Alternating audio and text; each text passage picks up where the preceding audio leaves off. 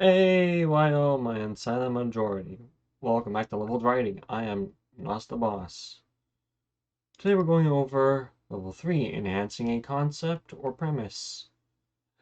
This one isn't entirely tough. We're just gonna need to just go over a certain anime. Now, for me, there are two things I want to tackle here, so let's tackle with the actual enhancing first. That's what you're here for. So, when we're talking about this, we're going to talk about um, the anime Yu-Gi-Oh! Specifically, Season 0. Why Season 0?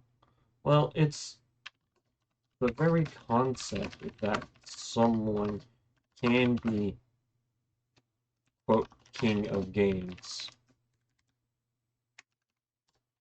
Kind of absurd, right? Absurd? It's kind of absurd, ain't it? That someone can be a king of games. Not that that holds any water, but the idea here is that, well, let's say this, someone is king of games. What makes them the king? Um, and the like, you adding in, adding, adding, blah, adding in the shadow, shadow games, or as it's known in the actual Japanese, games of darkness, um, enriches the story a little bit in that, which is the story a little bit by introducing new games and strategies or simply doing nothing or blind luck. Um, adds more to the world so far. Because then what happened to Yu-Gi-Oh! Was a result of, hey, you know that card game you made? What if you actually made it a card game and you just spun the manga off on the card game? That's what that happened, but we'd get a new instead of, sorry, what if Yu-Gi-Oh! Yu-Gi-Oh! As a card game took off in a side manga, and we still got actual Yu-Gi-Oh! We'd we'd have a new flow of games each um each each issue of Shonen Jump Shonen Shonen Jump magazine. We'd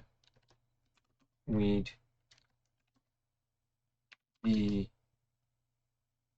probably introduced to similar games, if not the same game.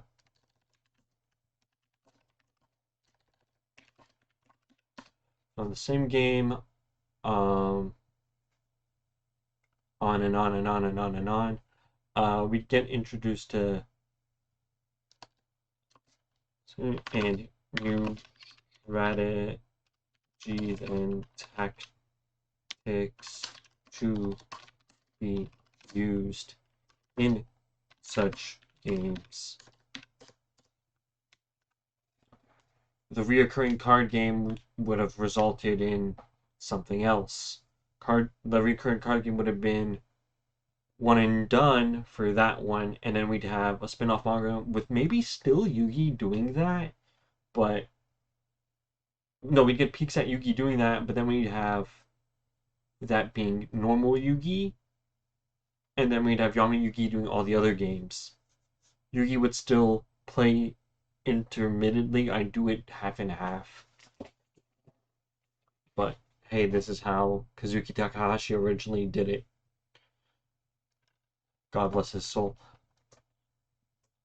So we'd have new games, new tactics, new elements thrown in. Probably new characters as a result of the games continuing to escalate. Hey, I spelled escalate correctly. Awesome. So as a result, like we'd have like Merrick show up later, and he'd literally be like, "I summon, I summon Raw," and then Atem like fires back, and we get a bunch of other things, or maybe Yami Merrick has his own game of darkness to play, and it just gets really dangerous and chaotic. And it's like his own unique game.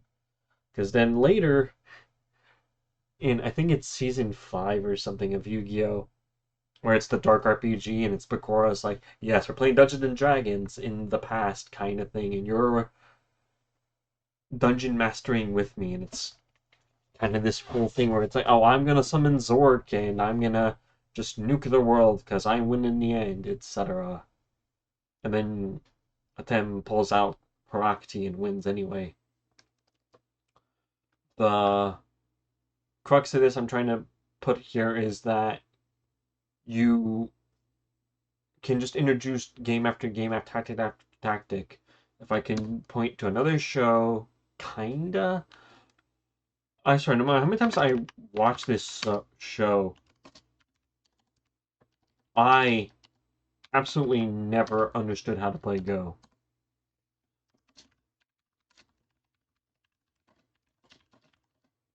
Or to play nor win at Go. I can't even be like a basic what do you call it? A basic AI at the game. I can't even beat it. It's kind of weird. I never understood how to play nor win at Go. Like I don't know if I need to take up more space or leave more space or take up room or force them to take room. I'll never understand how to play Go. I can play Othello well, but I can't play Go. Go, stuff like this. I'll never learn how to play Go, but essentially, in layman's terms, the point I'm trying to get at here, in layman's terms,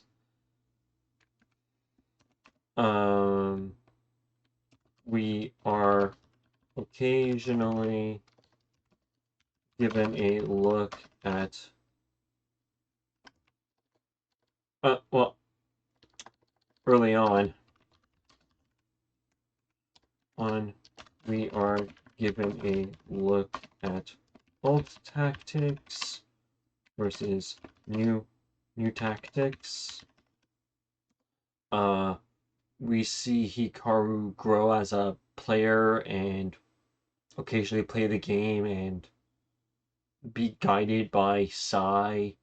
But the crux of this I'm trying to get at here, and this is what I'm trying to get at. Occasionally, we are given new insights into the strategies and tactics. Sentence case. Thank you. In the game of Go. Ah, that's kind of the sole identity of it. New tactics, new evolutions, new ways to play, new dynamics. Then we get like how the players evolve around the game, etc., etc. Occasionally see the other characters evolve around the game. Like, there's even an episode, if I remember correctly, like, there was an episode where a character enters Hikaru's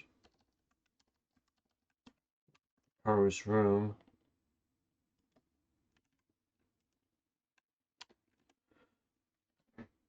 and they play game, a game of Go, and the opponent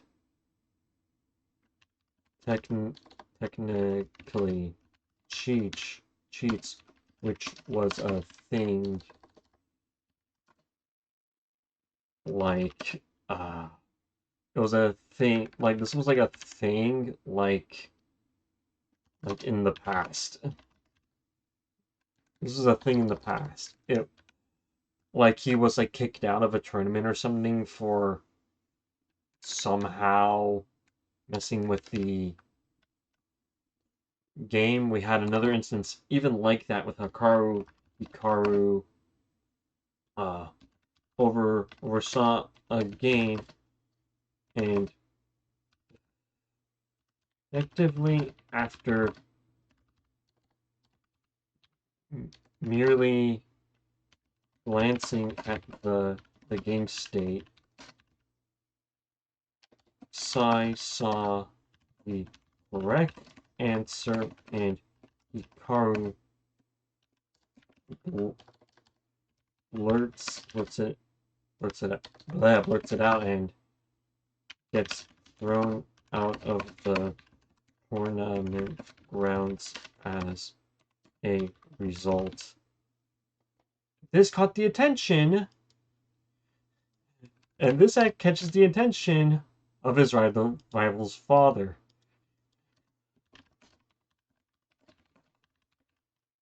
The attention of his rival's father,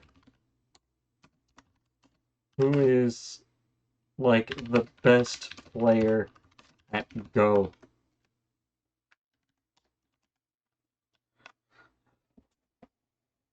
Go, I think. Like, just stuff like that. Little stuff like that. Like, just evolve your, not your premise, they evolve the basics of it. Everything else revolves around the premise. This is how you do it. So if we take a unique premise here, let's say we're going to be borrowing from our story, which I'm going to pull up now, real quick, just on my own. Where did I put? Okay, it's not here. So I gotta... No, wait, I found it. Sorry, I forgot I renamed it. So for us, our original... So for our original story,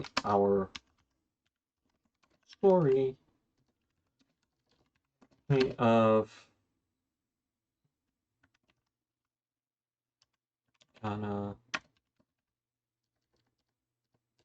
Kana's godly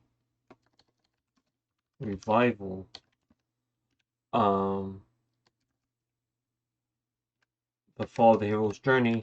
In this story, our main premise is that the hero fails and the princess is successful instead. That's a big thing. So for our premise,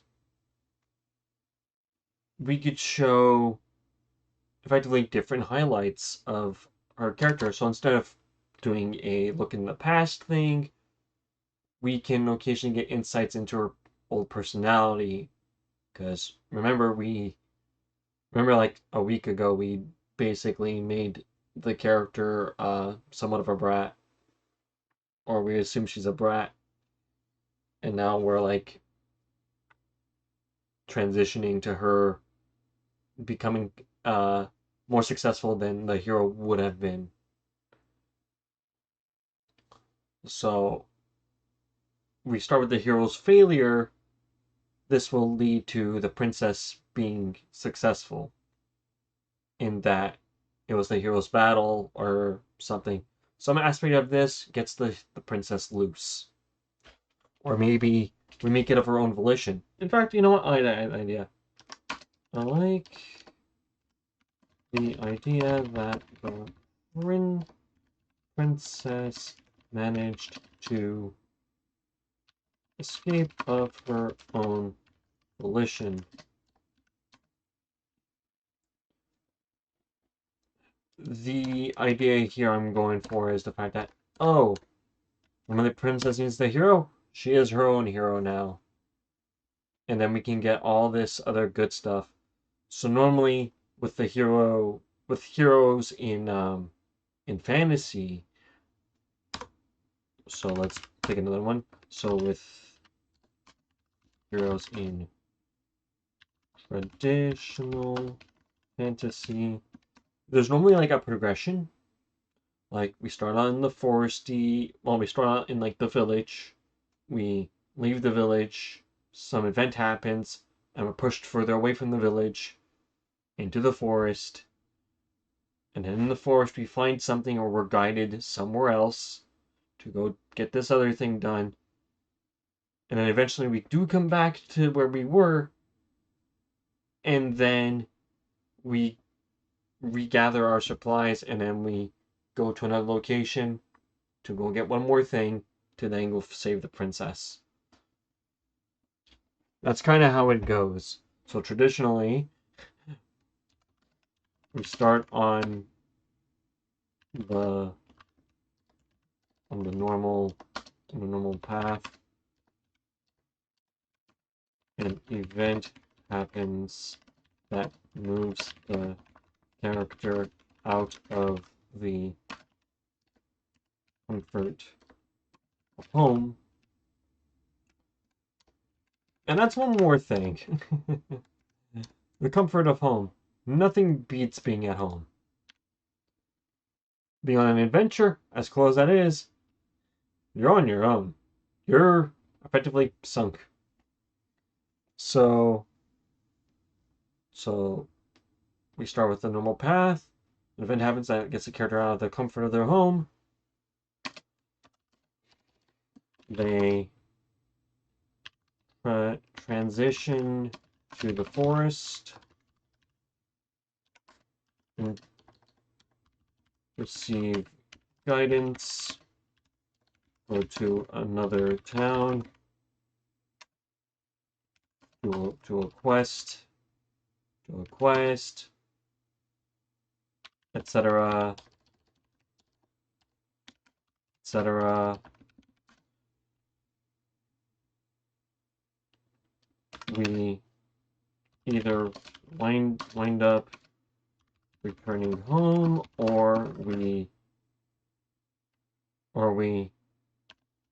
cycle around till we are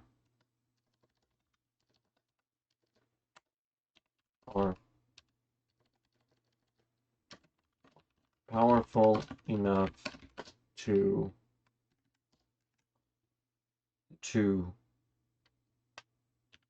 grasp the end of our journey and return home victorious and with the princess. This is roughly an outline for a hero's journey, more or less, or a traditional journey.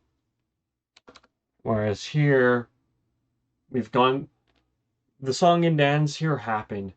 This entire thing happened, and the hero is a failure. Failure as a result.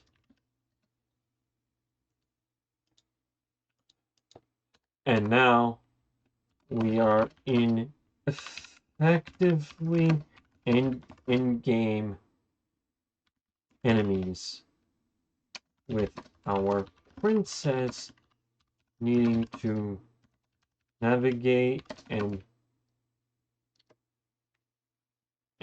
escape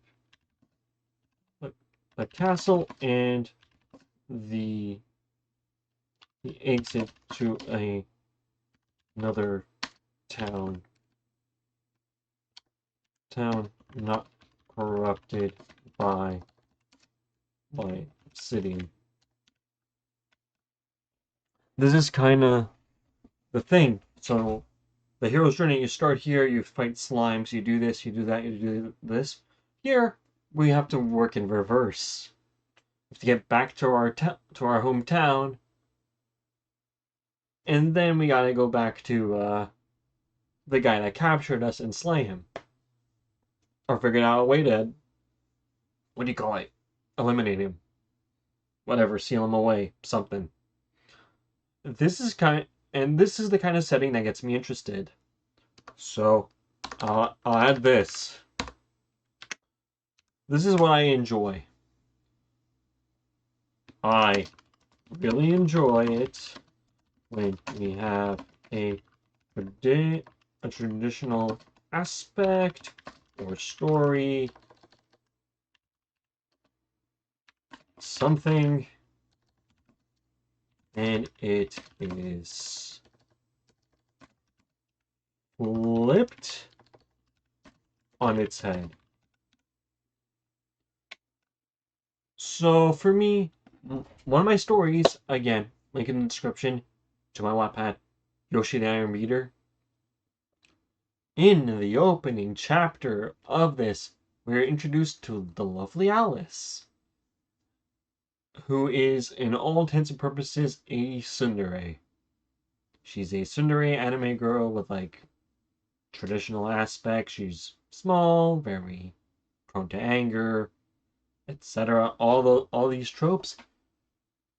And at the end of that chapter,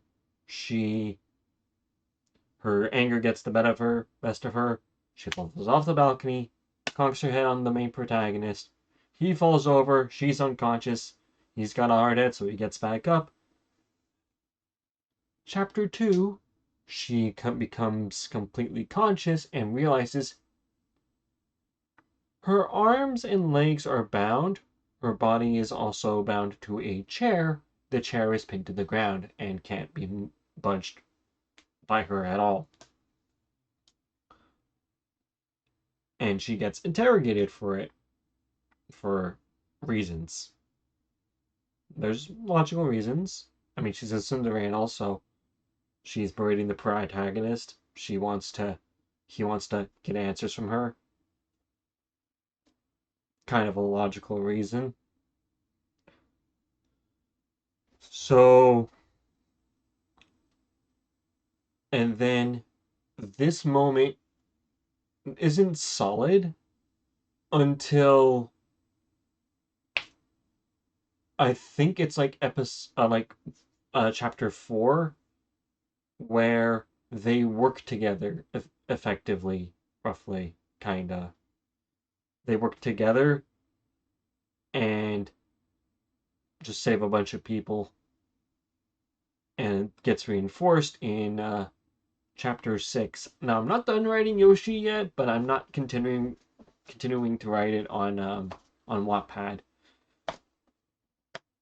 But yeah, link in the description for that. And we have effectively covered how to enhance your premise. This is going to be... This is something we need to play with, but we can... With this, you can continue to expand. So technically in this one, it's expanding backwards. where we have the knowledge we have on the Dark Lord, but we don't have the power to execute the knowledge, and then we become the mouthpiece for the audience surrogate characters, which means it gets a lot easier to relay information to the fellow members of the party. I don't know, we can play with this a lot. This is something we can play with. This is fascinating. It fascinates me to no end. Um, and if I can give you an example of, um, I don't know, a Tsundere I like, Shauna's one. Shauna's one of my favorite anime characters of all time. Um, Mostly for her, that the series is hard to digest for a lot of people. Do I recommend it? It's it's tough. There's a lot to go through. But this isn't a review for that. This is just me telling you this is how I write my females. They are strong-willed and they have an active role. Be it they're stern or they're kind or whatever, they are treated the way they're treated and they earn their proper treatment. I'm all about earning it, especially when it comes to YouTube. I'm all about earning my spot in some capacity to YouTube. And with that, I think we're pretty much done. I gotta edit this a little bit. But till next time, that's all the time I have for now. Till next time. Okay, ciao.